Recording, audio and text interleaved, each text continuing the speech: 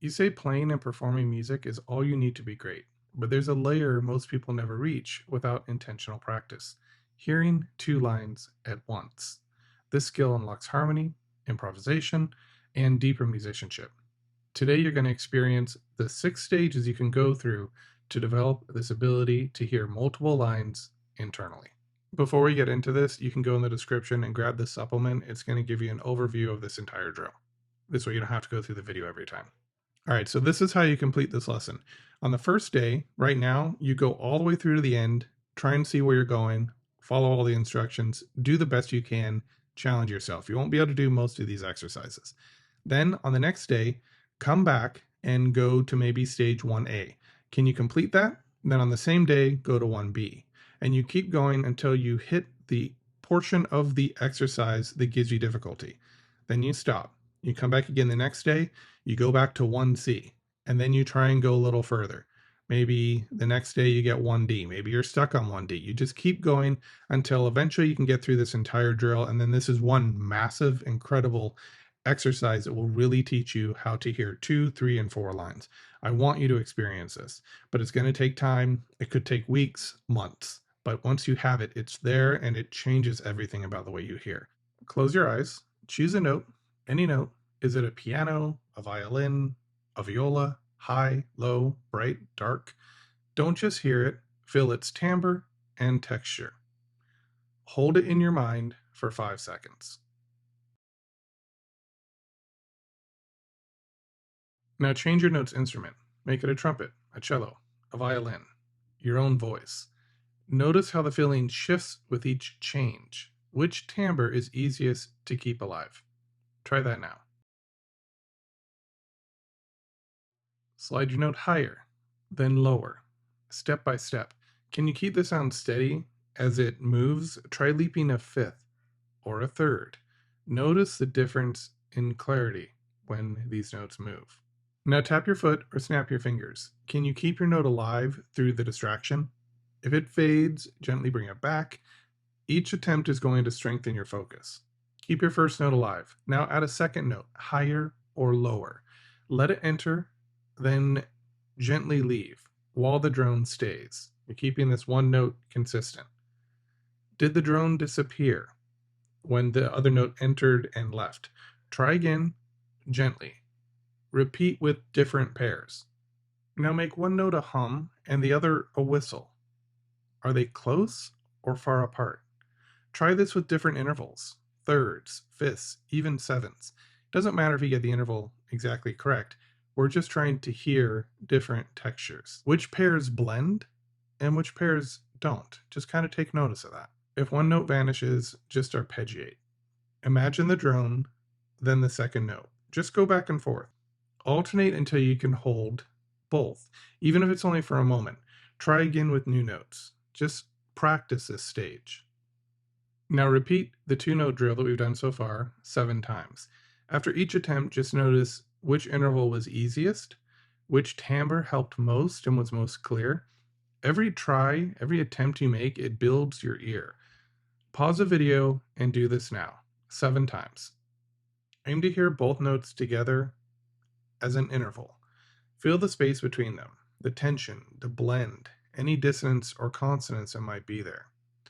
Start in unison and slowly pull them apart. Try and hear a smear between the 2 notes where they come from unison and then you just smear outwards into an actual interval. Now try this. Hum one note out loud and imagine the other sound. Tap one as a rhythm and sing the other. Just switch roles. Using physical cues can help you judge these 2 sounds that you're working with, and it can help you to internalize them a little more clearly. At first, we need to take something external and bring it internal. That's not true audiation. Audiation is the ability to hear something even when no sound is present, but this is sort of a gateway into audiation. So if you need to replicate it in the outside world first, that's okay. Bring it inside, and then once you bring it inside, that's when you manipulate it. The manipulation is the part that's going to help you develop audiation. Now try to hold a few intervals, a third, a fifth, a seventh, and an octave. Which is easiest and which is hardest for you?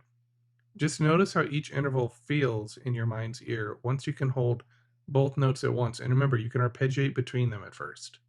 Just go back and forth until you can hear both of them together. If you lose a note, just pause. An interesting thing you can try is to visualize one note as a color and the other as a shape. Visualization can help reinforce your ideation and make this just a little bit easier. Now get two notes in your mind. Keep the first note as a drone and let the second note move. Just up, down, make it skip, and then return to the original notes. Can you keep the drone steady as the melody shifts? There'll be a tendency to move that drone. We don't want to move the drone. We want to keep the drone the same. We want to control that. The melody, it doesn't really matter what it does.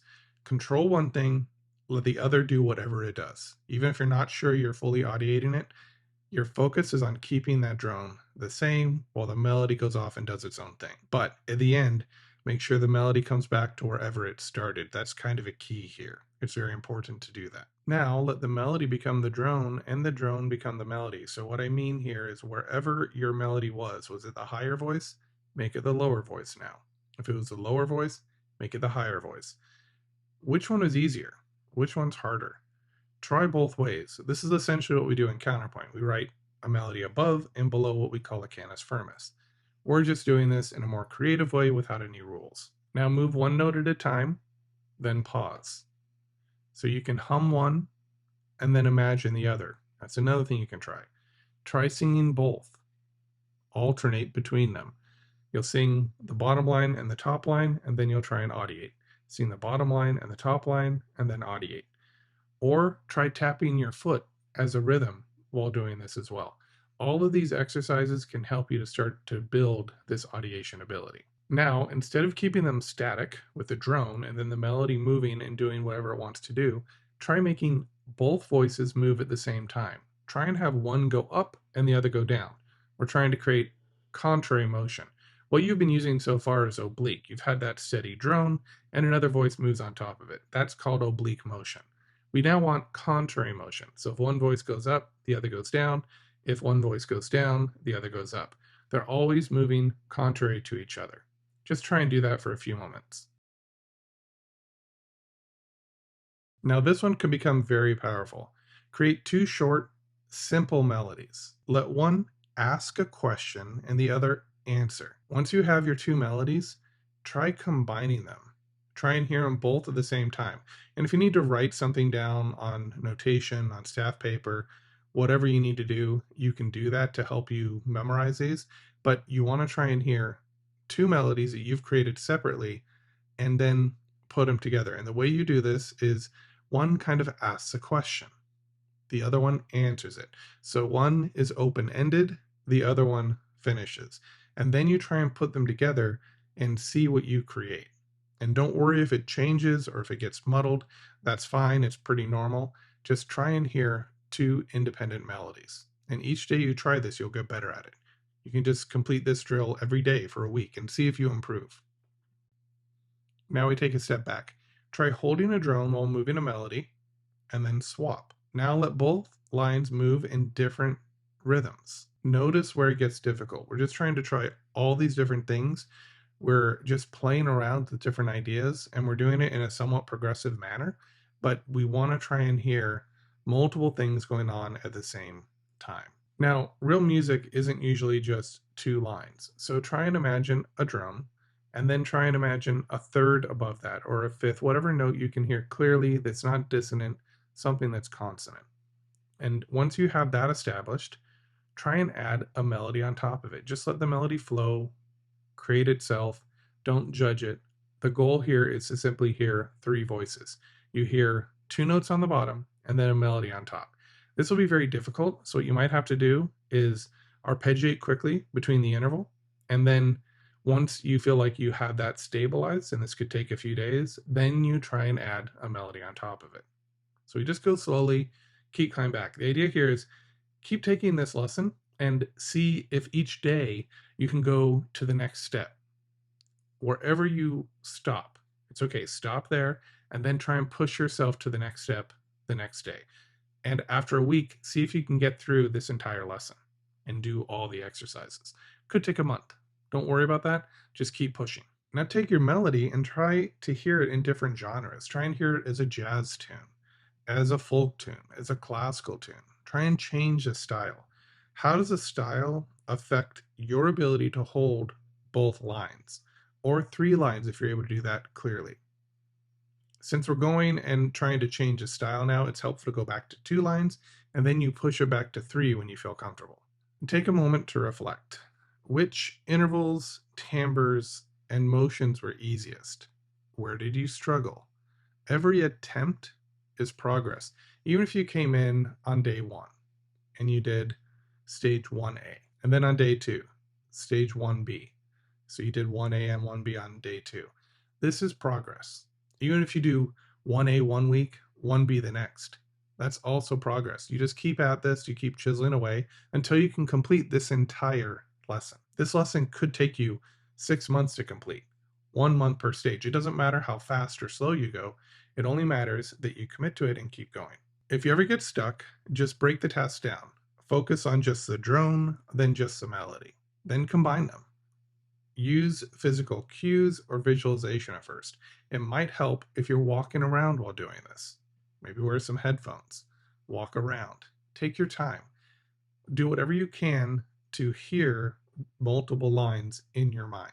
Sometimes a short break can help with your focus. It can help you get back into this. So if you get frustrated, just take a breath, let your mind relax, try again. Go do something else for 5 minutes, but come back to this, press play, and keep going. Just try and do one aspect of each stage per day, and then always on the next day when you come back, do all the stages together. So eventually you go through the entire video in one sitting. It's also important that you celebrate any progress you make. Even if you can only hold 2 notes for 1 second and you couldn't do that before, we call that progress. So mark the moment. Honestly, put it on your calendar. Just notice the progress. Be aware anytime you're able to do something you couldn't do before. These little micro accomplishments, if you do one every day, that's 365 small accomplishments over the course of a year, and it can develop into a major skill development. It can really help you improve. When you're ready to expand this, just try higher and lower notes, wider intervals, faster motion. Each new challenge is going to stretch your ear, and we can go so deep with this. Add a fourth line. Always do something to try and stretch your ear further. So if this is your first time, do it. Try and add a fourth line. Maybe make it go faster if that's too difficult. Find one challenge, one change you can make, add more articulations, more dynamics. Change the timbres in a way that you haven't done before. When you get to this stage, just do one thing you couldn't do before, and you've succeeded. The next thing you want to do is add emotion to it. What mood do the 2 lines create? Are they tense, calm, joyful, or mysterious? Let emotion guide your choices. This is an aspect of it that starts to make it real. When you insert your emotion and it becomes less of a technique, and now you're really getting into this technique and you're really hearing it and you're feeling something, that's when you're really close to having a breakthrough with this, because you've developed the ability to audiate and now you're doing it with something real, something that's emotional, something that feels intuitive, something that feels right to you. Now imagine a duet, a choir, or a band. Make it bigger. Can you pick out 2 lines and hold them in your mind? Try and imagine an entire ensemble playing your notes, and then try and pick out the clarinet and the trumpet. Bring those out, let them fade back. Now go for the tuba and the trombone. Bring them to the fore, push them back. Keep doing this. Try and imagine as many notes as you can. So you start with maybe two instruments, and then you add 3. Maybe they're just playing a chord. Then you add 4. Maybe some notes are being doubled. You keep adding each day, try and hear one more instrument, and just keep building and pull the texture out and then push it back in. So you're gonna kind of zero in on individual instruments and then you're gonna relax. Next, you wanna combine everything. 2 moving lines, changing timbres, shifting intervals, real emotion. Hold them both, even for a second, and then go back to 3 lines and 4 if you can. You gradually increase your ability, but you always take a step back. So once you get to 3 parts, you go back to 2 part for a while. And once you get to 3 part again, maybe you go back to 1 part for a while. And then you try 4 parts. So it's not a straight progression. What you want to do is constantly reinforce previous abilities. So if you get to 4 part, you go back to 3. And then you do 4 part again, maybe you try 2. You keep mixing this up and you keep going back and doing things again. So if this is your first time doing it and you haven't done a 3-part yet, try a 3-part. If you have done 3 parts successfully, go for 4. Then when you come back the next day, go back to 2, and then try the 4 again, and then go back to 1. Just keep alternating, going back and forth, and you'll start to develop this skill much more effectively. So you stretch your mind's ear farther than most people ever try to do. If you practice these steps daily, you keep going to the next step, and you keep trying to master each stage, each attempt will unlock more music inside you. If this video worked for you, there's so much more to come. I'm going to keep giving you a lot of these tips. If you want a truly fully guided exercise program, that's a composing hour. But you can also just come here, take advantage of this free education, and share with others. Let me know if you have any questions, and we'll see you next time.